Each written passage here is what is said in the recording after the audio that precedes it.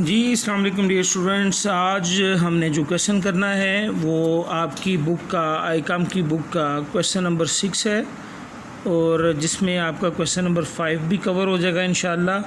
और उम्मीद है कि इससे नेक्स्ट क्वेश्चन भी आपका कवर हो जाएगा। जी क्वेश्चन नंबर 6 में क्या कह रहा है, मेरी बुक में जो पेज है वो पेज 250 है। आप अपने जो भी आपका वेरिएंट है बुक का उसमें से ये चैप्टर निकालिएगा, एक्सरसाइज पर जाइएगा और क्वेश्चन नंबर 6 जो है वो ढूंढिएगा। अगर क्वेश्चन नंबर 6 नहीं है तो कोई और नंबर होगा सेम क्वेश्चन का। वो कह रहा है कि एक firm purchase a machine for rupees 210,000 कि एक फर्म ने जो है वो मशीन परचेज़ की है 2,10,000 की ऑन 1 जुलाई 2002 को 1 जुलाई 2002 को and spent rupees 24,000 as wages and installation charges.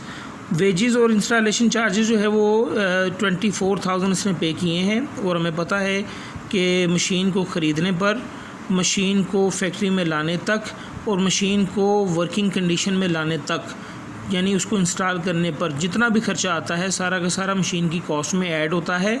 तो इस तरह जो है वो 2,10,000 को और 24,000 को मशीन की कॉस्ट में हम जो है वो ऐड करेंगे, यानी मशीन के अकाउंट में हम इनको इन दोनों अमाउंट्स को डेबिट करेंगे। कह रहा है prepare the machine account for the first 4 years under diminishing balance method of depreciation. जी डिमिनिशिंग बैलेंस मेथड आज हमने डिस्कस करना है, ठीक है। पहले 4 सालों का हमने मशीन अकाउंट बनाना है।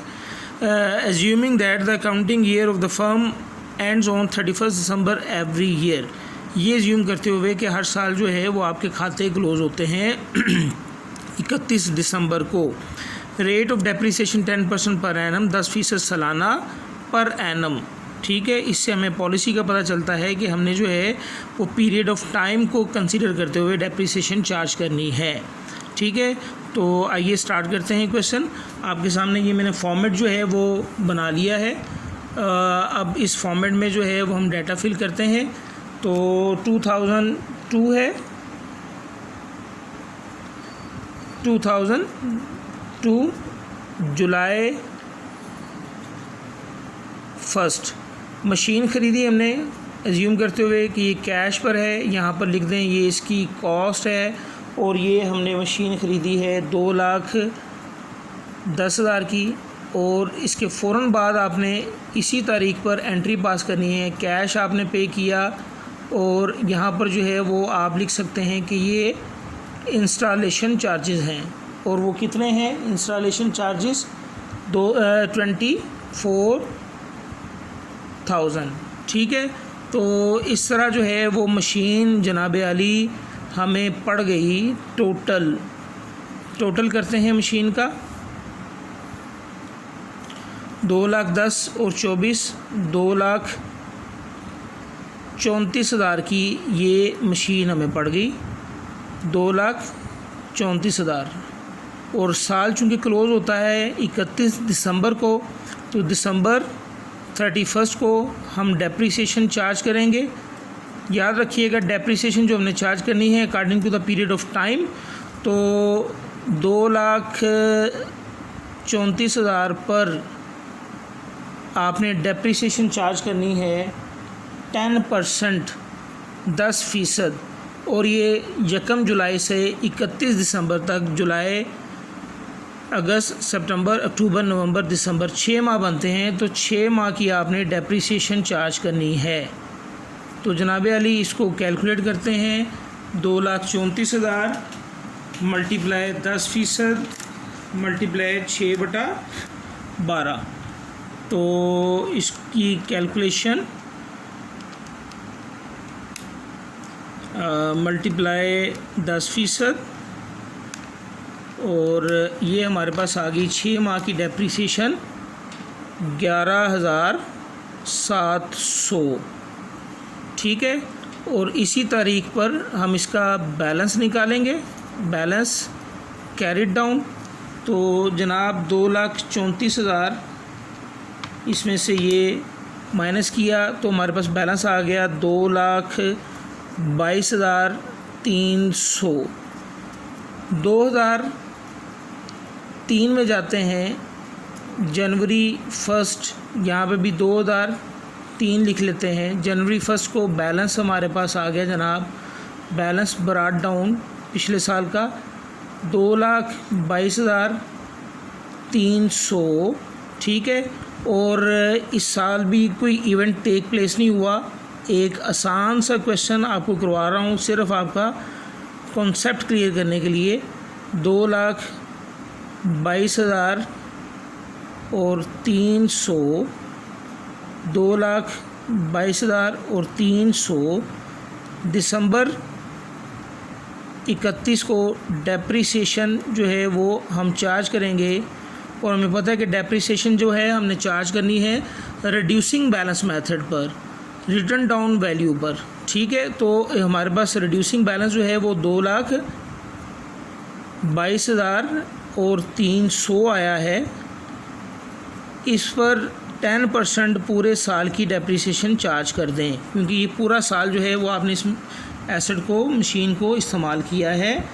तो जनाब आली हमने इस पर 10% चार्ज की, तो ये 22,230 इसकी डेप्रिसिएशन बन गई। और 31 दिसंबर को ही इसका हम बैलेंस निकाल लेंगे। तो 2,22,300 में से हम जो है ये माइनस करें तो हमारे पास जनाब अमाउंट बचती है 2,70,000। तीसरा साल यानी क्वेश्चन का तीसरा साल वैसे जो है वो 2004 जनवरी 1 बैलेंस ब्रॉट डाउन 2,00,070। और इस तरह ये साल भी हम एंड करते हैं 2004 दिसंबर 31 2,00,070 2,70,000 और 2,00,070 और 31 दिसंबर को डेप्रिसिएशन जो है वो हम चार्ज करेंगे इस रिटर्न डाउन वैल्यू पर, यानी 2,70,000 पर 10% हम डेप्रिसिएशन जो है वो चार्ज करेंगे। तो जनाब आली इस पर 10% चार्ज किया तो ये हमारे पास आ गया 20,007 रुपये। इसी तारीख पर हम जो है वो इसका बैलेंस निकालेंगे। बैलेंस कैरी डाउन तो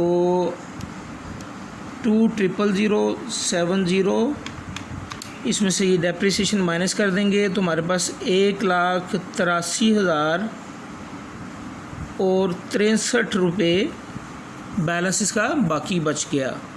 अच्छा, अब 2005 में जाते हैं। जनवरी 1 बैलेंस ब्रॉट डाउन 1,83,063, ठीक हो गया जनाब। अच्छा, अब इस साल के एंड पर भी हमने इसकी डेप्रिसिएशन जो है वो चार्ज करनी है। तो जनाब 183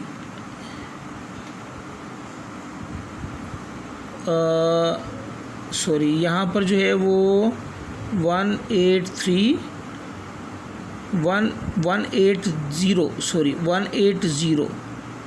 ये 10 मैंने ज़्यादा लगा दिया, ये 180, इस 3 को ही हम काट देते हैं, ठीक है। 180 ये बेसिकली आपका जो बैलेंस है वो 1,80,063 है। 1,80,063।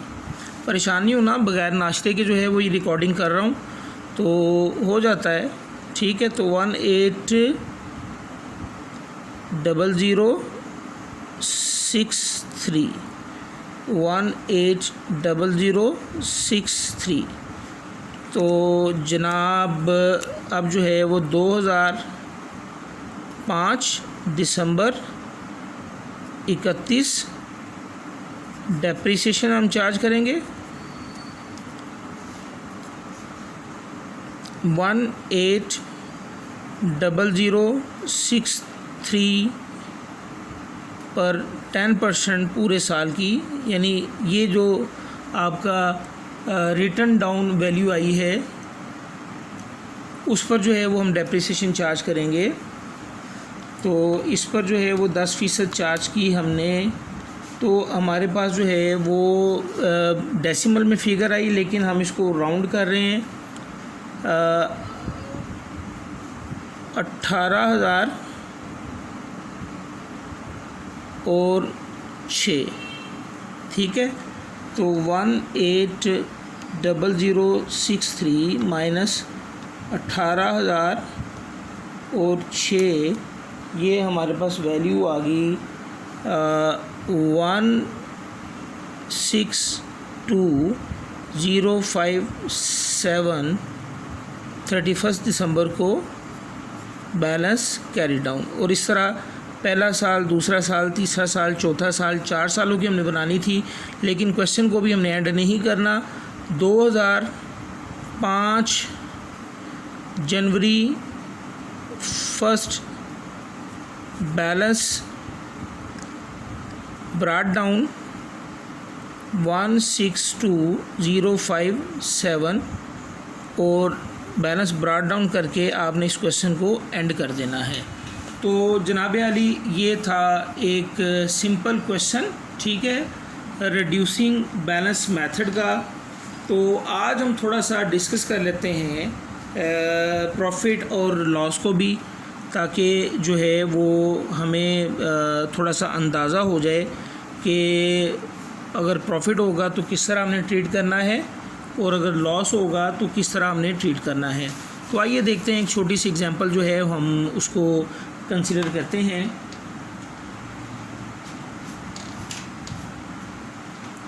अच्छा जनाब, देखें जनाब अली, कॉस्ट है ऑफ मशीन, वही हम पुरानी एग्जांपल अपनी 22,000।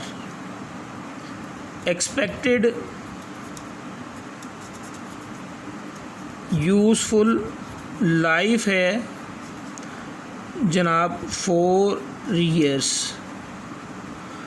ठीक है। और मेथड जो है वो हमने इस्तेमाल करना है fixed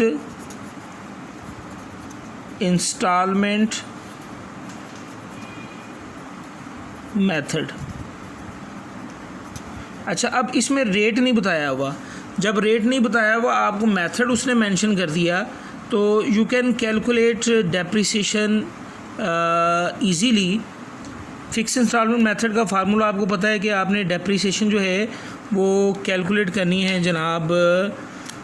depreciation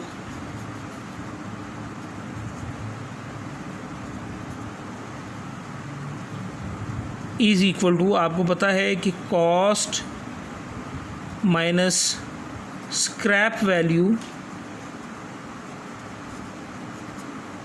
divided by expected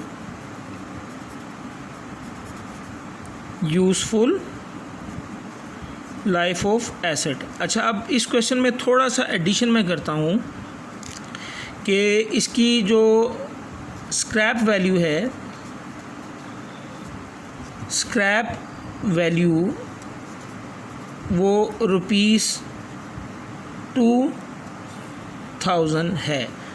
तो अगर हम इसको देखें, कैलकुलेट करें, तो कॉस्ट जो है वो 22,000 minus scrap value 2,000 divided by expected useful life 4, तो ये हमारे पास डेप्रिसिएशन सालाना आ जाएगी पर एनम 5000। अच्छा, अब इसको क्वेश्चन को सॉल्व करते हैं, फिर जो है वो between the lines between the question जो है वो मैं आपको बताऊंगा कि हम इसको लॉस पर किस तरह जो है वो सेल आउट कर सकते हैं। देखिए, मशीन का खाता,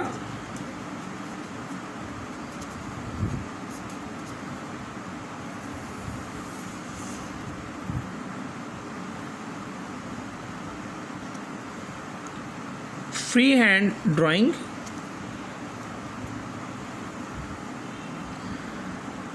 जनाब फ़र्ज़ कर लें कि डिटेल वगैरह पार्टिकुलर्स खुद ही आप लिख लीजिएगा। फ़र्ज़ कर लें कि ये 2001 जनवरी 1 कैश पर हमने मशीन ख़रीदी और ये 22,000, ठीक है।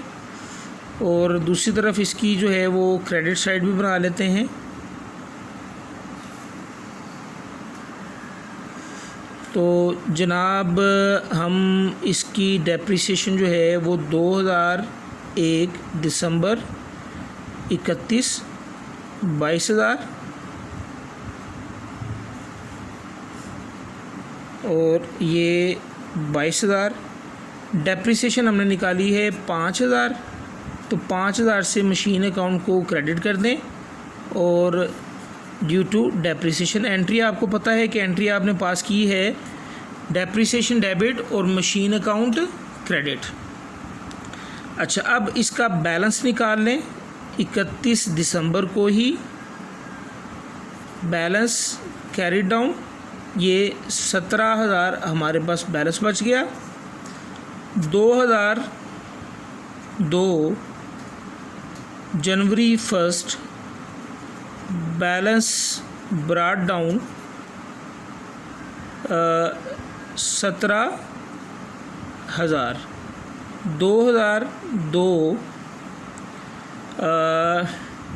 हम जो है वो इसकी डेप्रिसिएशन फ़िक्स इंस्टॉलमेंट है, तो जनाब हम जो है वो फ़िक्स इंस्टॉलमेंट पर इसकी डेप्रिसिएशन वही चार्ज करेंगे जो हर साल चार्ज कर रहे हैं।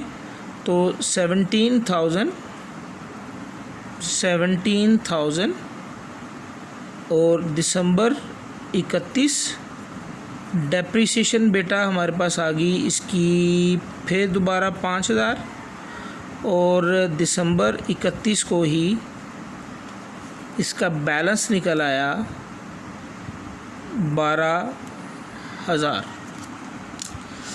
तो जनाब आगे चलते हैं, 2003 की तरफ मूव करते हैं। जनवरी 1, परेशानी हो ना, अभी क्वेश्चन में थोड़ा सा आपको बताना है। आप ये ना समझिएगा कि ये इस तरह का क्वेश्चन तो पहले कर चुके हैं बेटा, इसमें थोड़ा सा अभी ट्विस्ट मैंने लाना है। इस एसेट को मैंने लॉस पर सेल आउट करना है। तो बैलेंस ब्रॉट डाउन 12,000, ठीक है। और 2003 दिसंबर 31 ये 12,000 इसकी वैल्यू आ गई और 12,000 यहाँ पर, और डेप्रिसिएशन जो है वो हमने चार्ज कर दी जनाब 5,000। बाकी इसकी वैल्यू जो है वो बच गई 12 में से, अगर हम जो है ये 5,000 माइनस करें तो 7,000 इसकी वैल्यू बाकी बच गई। अच्छा, अब यहाँ पर मैं ये एजम्पशन ले रहा हूँ कि हमने इस एसेट को बेच दिया। देखें, बात ये है कि साल के एंड पर बेचा। देखें, 12,000 इसकी जो हमारे पास बुक वैल्यू आ रही है, इसमें से 5,000 माइनस किया, 7,000 इसकी वैल्यू आ गई। Net book value after 3rd year, ठीक है। नेट बुक वैल्यू हमने इसकी कैलकुलेट कर ली आफ्टर 3rd ईयर, ठीक है। अब मैं इस एसेट को 6000 पर बेच रहा हूँ, ठीक है। यानी सेल प्रोसीड्स जो हैं, sale proceeds at the end of 3rd year, ये मेरे पास आ गए 6000। तो नेट बुक वैल्यू है 7000, बेच रहा हूँ इसको 6000 पर, तो मुझे नुकसान हो रहा है कितना, 1000 का लॉस जो है वो हम बियर कर रहे हैं। इस लॉस को किस तरह अकाउंट फॉर करेंगे, तो इसके लिए जो है वो एक नेक्स्ट पेज पर जो है वो मैं आपको बताता हूँ, मेरे साथ रहिएगा। देखिए जनाब, बात ये है कि बुक वैल्यू आ रही है 7000, तो मशीन चली गई, तो मशीन अकाउंट को क्रेडिट कर देंगे, जो उसकी बुक वैल्यू है कितनी, 7000। सेल प्रोसीड कैश, फ़र्ज़ करें कैश है, अगर चेक आया है बैंक में जमा करवा दिया तो बैंक लिखेंगे, अगर उधार पर सेल कर रहे हैं तो पार्टी लिखेंगे। तो कैश जो सेल प्रोसीड आ रही है वो डेबिट करेंगे 6000। 1000 का नुकसान, लॉस आपको पता है कि सम सॉर्ट ऑफ एक्सपेंस होता है, तो वो भी डेबिट हो जाएगा 1000 के साथ, और इसको प्रॉफिट एंड लॉस अकाउंट में हम डाल देंगे, प्रॉफिट एंड लॉस अकाउंट। तो एंट्री आपकी लॉस की कुछ यूँ बनेगी, ठीक है। तो जनरलाइज में कर देता हूँ, if asset is sold out at loss, अगर आप एसेट को लॉस पर बेचेंगे तो कैश या बैंक या पार्टी, अगर आपने उधार पर बेचा है, वो डेबिट हो जाएगा, ठीक है। और profit and loss account with the amount of loss, ये डेबिट हो जाएगी, और मशीन अकाउंट जो है ये क्रेडिट हो जाएगी, ठीक है, विद द बुक वैल्यू, ठीक है। ये इसकी एंट्री है, आप इसको अलग-अलग भी पास कर सकते हैं, ठीक है। जैसे कि इसी ट्रांजैक्शन को अगर मैं, ये तो कंपाउंड एंट्री मैंने पास की ना, अगर मैं सिंपल एंट्रीज पास करूं तो मैं कुछ यूँ कर सकता हूं कि जनाब कैश आ गया मेरे पास 6000 का, और मशीन क्रेडिट हो गई 6000 से, ठीक है। दूसरी एंट्री पास करूंगा, मुझे चूँकि 1000 का नुकसान हुआ है, तो नुकसान प्रॉफिट एंड लॉस अकाउंट को चार्ज होता है, तो प्रॉफिट एंड लॉस अकाउंट 1000 से डेबिट, और चूँकि मशीन 7000 उसकी वैल्यू थी, मैंने 6000 से क्रेडिट की, तो मशीन को एक दफ़ा फिर क्रेडिट करना पड़ेगा, किस तरह, 1000 के साथ, ठीक है। तो आप एक कंपाउंड एंट्री भी पास कर सकते हैं और 2 सिंपल एंट्रीज भी पास कर सकते हैं। तो अगर आप कंपाउंड एंट्री पास करते हैं तो जर्नल एंट्री आपकी ये बनेगी, और अगर आप सिंपल एंट्रीज पास करना चाह रहे हैं तो आप कुछ यूँ करेंगे, कैश या बैंक या पार्टी डेबिट, और एसेट अकाउंट क्रेडिट, एक एंट्री ये पास हो जाएगी, और दूसरी एंट्री पास करेंगे आप profit and loss account debit और एसेट अकाउंट क्रेडिट। याद रखिएगा, ये एंट्री पास करेंगे विद द सेल प्रोसीड्स, जितने पैसे आपको मिल रहे हैं उस अमाउंट के साथ, और ये एंट्री पास करेंगे with the amount of loss. अभी आज के लेक्चर में हम सिर्फ जो है वो लॉस को ही डिस्कस करेंगे। So according to the given scenario, ये जो क्वेश्चन है इसमें मैंने आपको बताया कि 2003 के एंड पर इसकी बुक वैल्यू है हमारे पास 7,000 और हमने इसको बेच दिया 6,000 पर, लॉस हुआ 1,000। ठीक है, इसकी एंट्री हमने पास की आपके सामने, cash debit, profit loss account credit, machine credit 7,000। तो मशीन 7,000 से क्रेडिट हो रही है, लेकिन कोरस्पॉन्डिंग अकाउंट कितने हैं? 2 हैं। तो यहाँ पर जो है वो मशीन को 7,000 से ही क्रेडिट करेंगे, लेकिन कोरस्पॉन्डिंग अकाउंट 2 लिखेंगे, एक 6,000 ये विद द सेल प्रोसीड, ठीक है, 31 दिसंबर को, और 1,000 ये प्रॉफिट एंड लॉस अकाउंट को चार्ज कर देंगे। ये loss on sale of asset है 31 दिसंबर को, और इस तरह ये एसेट का खाता आपका क्लोज हो गया, आपने इस एसेट को बेच दिया। अच्छा, अब इसमें मज़ीद ट्विस्ट भी आ सकते हैं। मैंने एक सिंपल सिनेरियो लिया, साल के एंड पर, ठीक है, मैंने एसेट को बेचा जब डेप्रिसिएशन चार्ज की। साल के शुरू में अगर आप बेचते हैं तब भी इसी तरह का सेम सिंपल क्वेश्चन बनेगा, लेकिन अगर बिटवीन द ईयर्स फ़र्ज़ करें कि ये जनवरी 1 की बजाय 31 दिसंबर की बजाय मैं इसको जुलाई 1 पर सेल कर देता हूँ, तो 6 माह की डेप्रिसिएशन आपको चार्ज करनी पड़ेगी। सो ये ट्विस्ट आते रहेंगे, हम इसको देखते रहेंगे, ठीक है। तो प्लीज़ मेरे साथ रहिएगा। अगर आप जो है वो अकाउंटिंग सीखना चाहते हैं डेप्रिसिएशन की, तो इंशाल्लाह हम जो है वो इसको लेके चलते रहेंगे। तो फ़िलहाल जो है जो आईकॉम के स्टूडेंट्स हैं वो जो है वो क्वेश्चन नंबर, उनका जो होमवर्क है वो क्वेश्चन नंबर 1, 2, 3, 4 मैंने करवा दिया, 5 आप कर लेंगे, 6 मैंने करवा दिया, और 7 आप कर लेंगे, ठीक है। और इसके अलावा क्वेश्चन नंबर 8 में क्या कह रहा है ये इंशाल्लाह कल इसको हम डिस्कस करेंगे। ये लॉस वाला क्वेश्चन है, कल हम इंशाल्लाह इसको डिस्कस करेंगे, और उसके बाद जो है वो एक आध क्वेश्चन करके हम जो है वो इस चैप्टर को वाइंड अप कर देंगे। और बाकी आपके जो MCQs हैं और आपकी जो